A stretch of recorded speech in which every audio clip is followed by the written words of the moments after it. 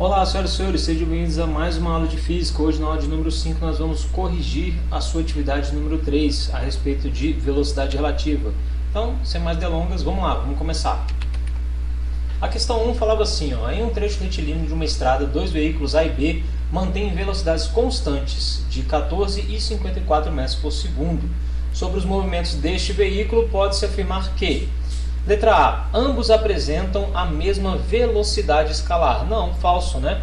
Uma vez que um apresenta a velocidade de 14 e o outro apresenta uma velocidade de 54 metros por segundo. B, mantida essas velocidades, A não conseguirá ultrapassar B.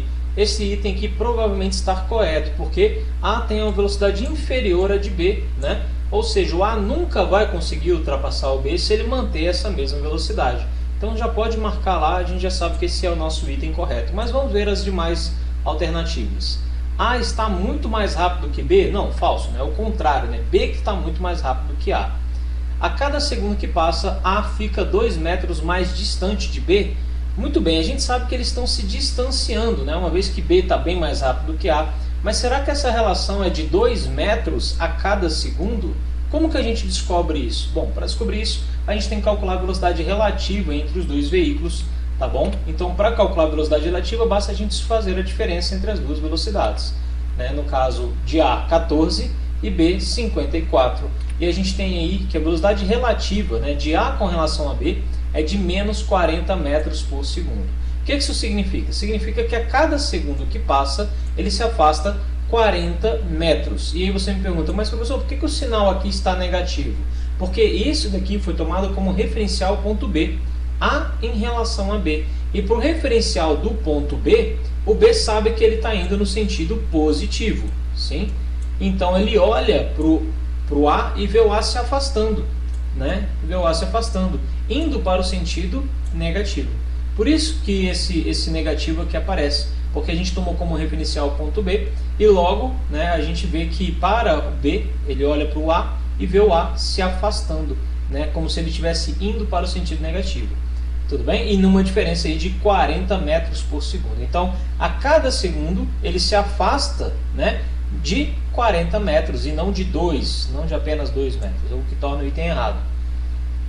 E depois de 40 segundos, A terá ultrapassado B? Não, A nunca vai ultrapassar B, porque o B tem uma velocidade bem maior do que A. Então você pode marcar o item verdadeiro, né? É a letra B.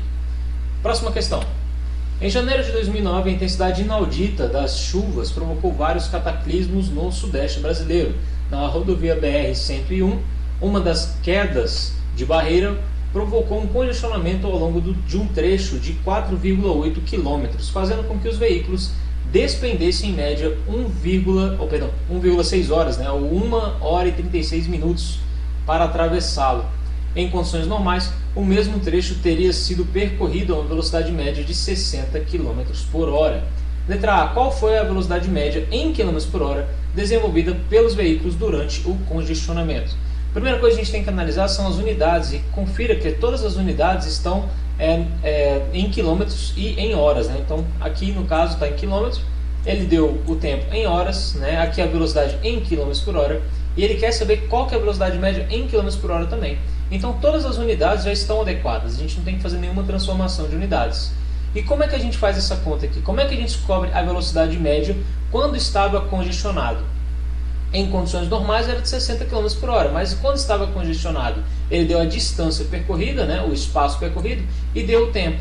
Consigo calcular a velocidade? Claro que eu consigo, porque a nossa fórmula, a própria definição da velocidade é o espaço sobre tempo. Então, o espaço é de 4,8 km e o tempo é de 1,6 horas. Substituindo esses valores, então, basta a gente fazer a divisão e deu 3 km por hora.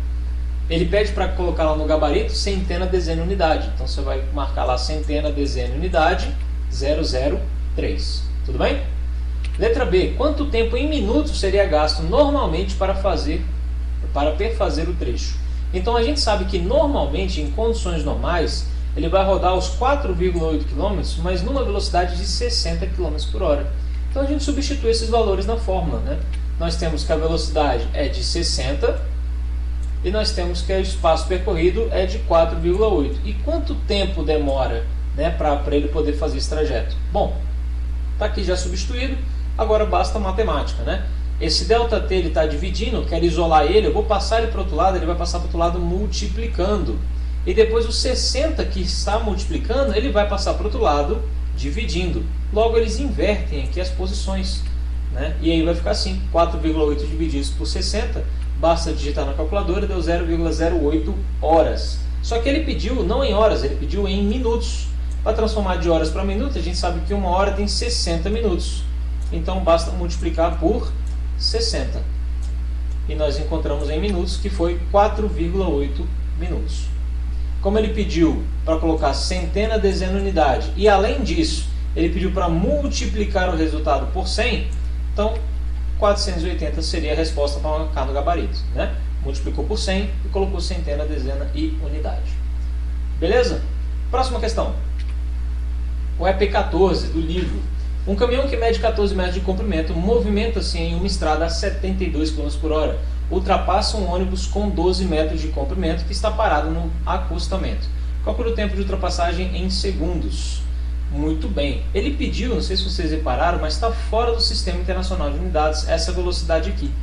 As demais estão adequadas ao Sistema Internacional de Unidades. Então veja que ele deu a distância, né, o comprimento do caminhão em metros, o comprimento do ônibus em metros e quer a ultrapassagem em segundos. Então é mais conveniente que a gente trabalhe aqui em metros por segundo, né? E por isso a gente vai usar a nossa fórmula, né, velocidade ΔS sobre ΔT, e transformando aqui de km por hora para metros por segundo, nós temos 72 km por hora correspondem a 20 metros por segundo. Basta a gente dividir por 3,6, lembrando lá da nossa aula do macete, tá bom? Tá bem pequenininho aqui, mas é só para você se recordar que basta a gente dividir por 3,6 para adequar a unidade para metro por segundo. Agora que está tudo em metro e segundo, né, em metro por segundo, é só substituir lá na equação. Então a velocidade 20 metros por segundo e o espaço percorrido 26. Aí você pergunta, por que 26? Né, de onde é que apareceu esse 26? Como é que você sabe que a distância que ele percorreu foi 26? Bom, o caminhão, para fazer a ultrapassagem no ônibus que está parado, ele tem que fazer isso em duas etapas. Primeiro, ele tem que andar a distância inteira do ônibus, tudo bem que são 12 metros, e para ele terminar a ultrapassagem, ele tem que andar a própria distância, né, o próprio comprimento do caminhão, que são 14 metros. Então 26 veio justamente dos 12 do ônibus mais 14 do próprio caminhão, para ele terminar a ultrapassagem. E 12 mais 14, 26. Muito bem, agora a gente só tem que isolar o tempo, né? E a gente faz aquela jogada de novo, né? O tempo passa para lá multiplicando e depois o 20 passa para cá dividindo. Eles trocam de lugar. 26 divididos por 20 é 1,3. Ele pediu para multiplicar o resultado por 100, dá 130. Tranquilo? Bola para frente. Ele dá uma função, né? A função horária, é o EP17 do seu livro. Ele fala, a função horária, isso daqui, essa bagunça aqui, do qual todas as unidades ele indicou dentro do parênteses estão em centímetros por segundo, tá bom? Então, todas as medidas de posição estão em centímetros, a velocidade centímetro por segundo e o instante em segundo. Muito bem, essa função horária representa o movimento uniforme realizado por uma formiga percorrendo uma trajetória sobre uma escrivaninha. De acordo com essa função, determina o que se pede a seguir. Ele quer a velocidade escalar em centímetros por segundo. Muito bem, eu coloquei, né, eu copiei a fórmula aqui embaixo, só para a gente deixar ela mais visível, e comparar ela, a gente vai comparar ela com a função horária do espaço. A função horária do espaço. E aí vocês vão perceber que ele, como ele pediu a velocidade está descrita bem aqui, ó. A velocidade, ela é de 2,5 centímetros por segundo. Assim como a posição inicial é de menos 15 metros, ou perdão, centímetros, né? Menos 15 centímetros. É só fazer uma comparação. Como ele pediu a velocidade, qual que é a velocidade? A velocidade é 2,5. Ele pediu para multiplicar o resultado por 100, né, para a gente colocar lá no gabarito. Então, o gabarito, 250. Somente isso, simples, mole, mole, fácil, fácil. Na letra B, ele pede a posição no instante t igual a 10. Então, no lugar do t, agora ele quer saber qual que é a posição quando o instante é 10 segundos. Então, no lugar do t, a gente substitui o t por 10. E aí a gente faz essa continha matemática, multiplicação primeiro, né, 2,5 vezes 10 dá 25. Menos 15, nós temos 10 centímetros. Para marcar lá no gabarito, basta colocar centena, dezena e unidade. Então, 0, 1, 0. Na letra C, ele pede o instante em que a formiga passa pela posição 20 centímetros. Então, repare, a formiga começou lá na posição menos 15 e agora ele quer saber quanto tempo demora para ele passar pela posição 20. Então, no lugar do S, a gente coloca lá o 20 e mais uma vez a gente vai isolar aqui o tempo, né? Então, o menos 15 está atrapalhando, né? Vamos passar ele para o outro lado da igualdade, ele está subtraindo, passa para o outro lado somando. Então, ficou 20 mais 15, né? E que dá 35, e o 2,5 que está multiplicando, vou passar ele para o outro lado, dividindo. Então, só fazendo a calculadora, nós temos 14 segundos. Então, depois de 14 segundos, ele vai sair da posição menos 15 e vai chegar na posição 20 centímetros, andando um total de 35 centímetros.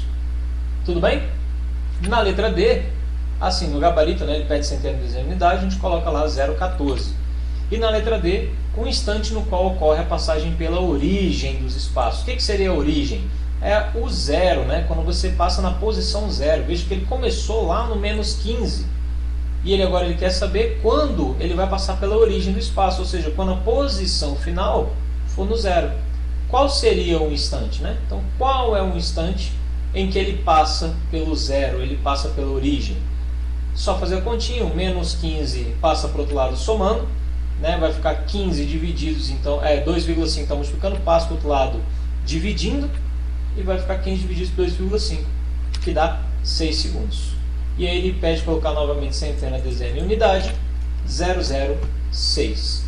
Senhoras e senhores, é isso. Muito obrigado pela aula de hoje. Rapidinho, né? Bem tranquilo. A gente tira as dúvidas na próxima live de vocês. Beleza? Valeu, obrigadão. Tchau, tchau.